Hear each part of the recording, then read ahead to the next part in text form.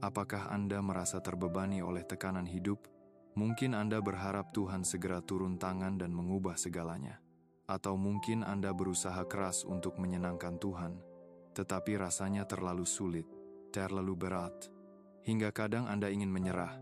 Tahukah Anda, setiap orang yang terpilih pernah berada di posisi itu. Kami sangat mendorong Anda untuk tidak menyerah. Seringkali, di saat segalanya terasa kacau dan tak terkendali, justru disitulah Tuhan bekerja di dalam diri Anda. Meski saat ini sulit untuk melihatnya. Kelak, ketika Anda menoleh ke belakang, Anda akan memahami mengapa masa-masa ini penting, dan Anda akan bersyukur telah melewatinya. Kuncinya adalah cobalah melihat apa yang terjadi sebagai pelajaran dari Tuhan saat ini. Bagaimana caranya? Serahkan diri Anda sepenuhnya kepadanya.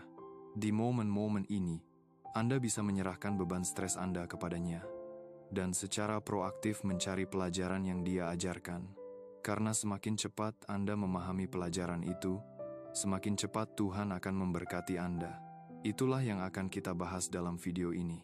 Kita akan mengupas 6 tanda kunci bahwa berkat besar sedang menanti Anda. Bahkan ketika hidup terasa begitu berat, kita juga akan mempelajari penyesuaian apa yang perlu Anda lakukan untuk menyambut berkat itu sekarang. Sebelum kita mulai, jangan lupa untuk menyukai dan berlangganan saluran ini. Mari kita mulai. Tanda pertama, Anda menarik kekuatan dari Tuhan. Fakta bahwa Anda menonton video ini adalah bukti nyata bahwa Anda sedang berusaha bersandar dan menarik kekuatan dari Tuhan. Ingatkah Anda apa yang dikatakan Yesaya 40:31? Orang-orang yang menanti-nantikan Tuhan akan mendapat kekuatan baru. Mereka akan terbang tinggi seperti burung Raja Wali. Mereka akan berlari dan tidak menjadi lesu. Mereka akan berjalan dan tidak menjadi lelah. Lalu, apa arti stres Anda bagi Tuhan? Itu penting baginya, karena stres menghalangi Anda untuk menikmati hidup sepenuhnya sesuai dengan rencananya. Namun, ingatlah, Anda melayani Tuhan yang Maha Kuasa. Berhentilah sejenak, tarik napas dalam-dalam, tenangkan diri, dan serahkan kekhawatiran Anda kepadanya. Ingat kisah Elia dalam 1 Raja 19. Setelah konfrontasi sengit dengan para nabi Baal, Elia merasa lelah dan ketakutan akan nyawanya. Namun, di saat terlemahnya, ia merasakan kasih sayang Tuhan. Seorang malaikat memberinya makanan dan penghiburan, dan ia mendengar suara lembut Tuhan di Gunung Horeb. Pengalaman Elia mengajarkan kita pelajaran penting saat kita berada di titik terendah. Disitulah kuasa Tuhan bersinar paling terang, menyediakan bagi kita dengan cara yang tak terduga. Ini adalah pengingat bahwa kita harus berjalan dalam iman, memahami bahwa ketahanan dan kekuatan kita adalah anugerah dari Tuhan, bukan hasil usaha kita sendiri. Kekuatan ini bukan hanya untuk menjalani tugas sehari-hari, tetapi untuk bangkit di atas tantangan dan berdiri dengan percaya diri di hadapan Tuhan bersama pasukan malaikatnya. Tanda kedua, kejelasan tujuan di tengah tantangan, meski hidup terasa penuh gejolak. Apakah Anda memiliki kejelasan tentang tujuan Anda? Bukankah itu memberi Anda kenyamanan?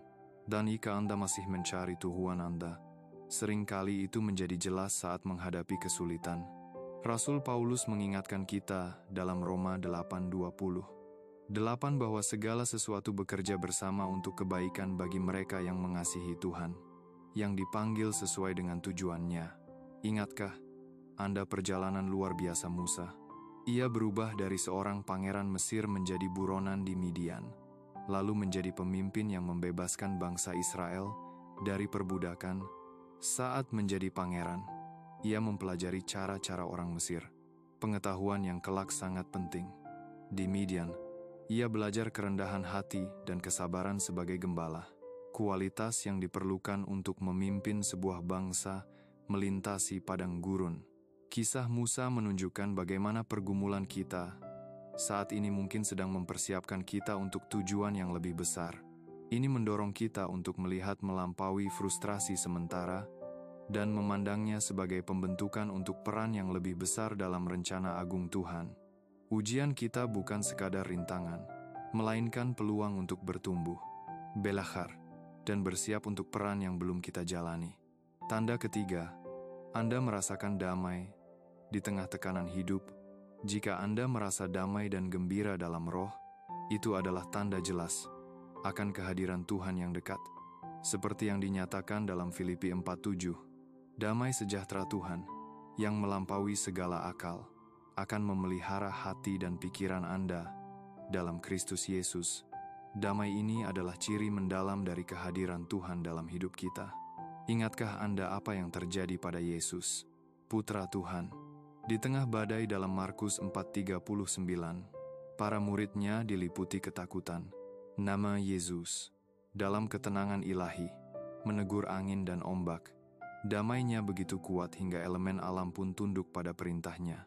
Kisah ini adalah ilustrasi nyata bahwa damai yang Tuhan tawarkan bukan sekadar perasaan batin, tetapi kekuatan dahsyat yang dapat mengubah keadaan luar kita. Ini adalah damai yang mengatasi kekacauan, ketidakpastian, dan ketakutan. Saat kita menghadapi badai, baik itu yang pribadi, tantangan profesional, maupun peperangan rohani, kita dapat mengakses damai yang sama. Ini tidak berarti badai akan segera berhenti, tetapi kita bisa menjalaninya dengan hati yang berlabuh pada ketenangan Tuhan.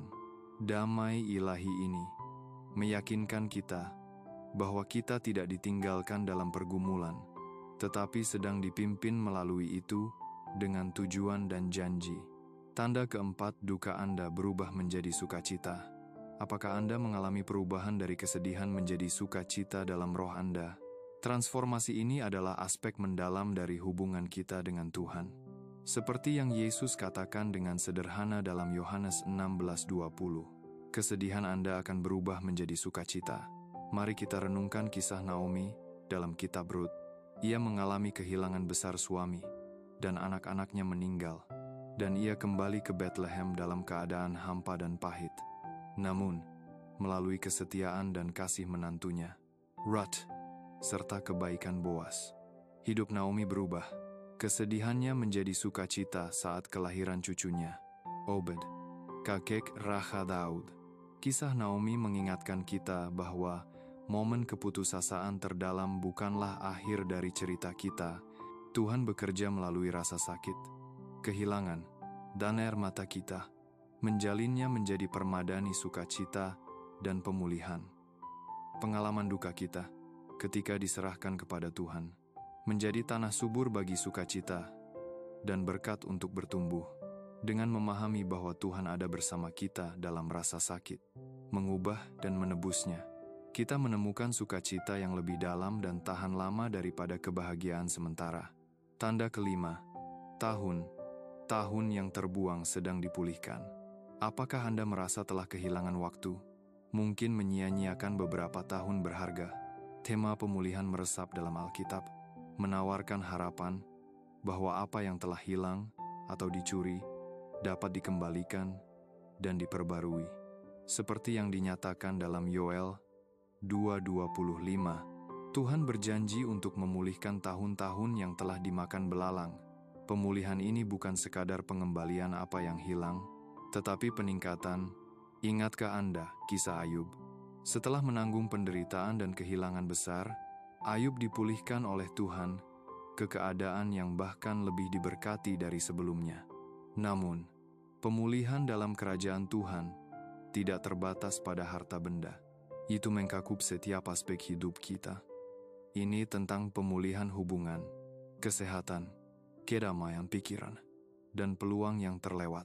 Ini tentang merebut kembali sukacita keselamatan kita dan semangat iman kita saat kita menanggung kehilangan, baik itu finansial, pribadi, maupun rohani. Janji pemulihan Tuhan tetap teguh. Pergumulan kita saat ini bukan akhir cerita. Itu hanyalah bab-bab yang mengarah pada hal-hal lebih besar. Saat kita percaya pada janji Tuhan, kita mulai menyaksikan pemulihannya dalam tindakan menyembuhkan yang rusak, membuka jalan baru, dan memulihkan dengan cara yang tak pernah kita bayangkan. Tanda keenam Anda adalah pemenang.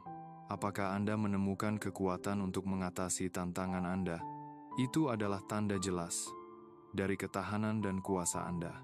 Efesus 6:10-18 mendorong kita untuk menjadi kuat dalam Tuhan dan dalam kuasa-Nya yang besar, untuk mengenakan seluruh perlengkapan senjata Tuhan.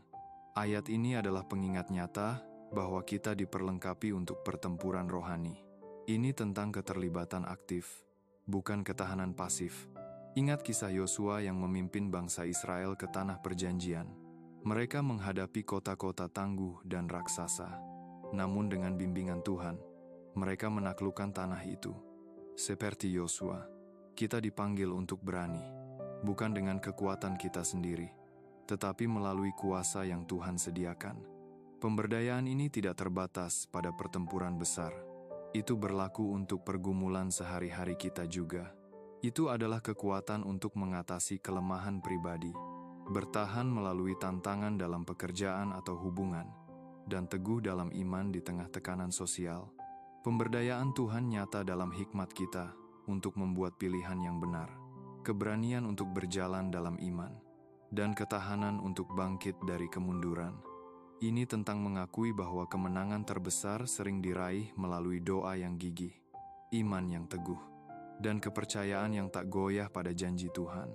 Saat kita menerima pemberdayaan Tuhan, kita tidak hanya bertahan, tetapi menang. Tidak hanya bertahan hidup, tetapi berkembang. Apakah Anda melihat salah satu dari tanda-tanda ini? Ceritakan kepada kami di kolom komentar di bawah. Tetapi, jangan pergi, karena kita masih perlu berdoa bersama. Mari kita undang transformasi Roh Kudus ke dalam hidup kita, mencari bimbingan dan kekuatan-Nya, serta mengucap syukur atas perjalanan yang Dia pimpin untuk kita. Doa ini adalah kesempatan untuk terhubung, merenung, dan mempersembahkan hidup kita kepada jalan ilahi yang telah disiapkan di depan kita. Mari kita berdoa. Bapa Surgawi, di hadapan-Mu kami menemukan perlindungan dan kekuatan. Hari ini, kami datang ke hadirat-Mu dengan hati yang berat oleh beban hidup, namun penuh dengan harapan dalam janji-Mu.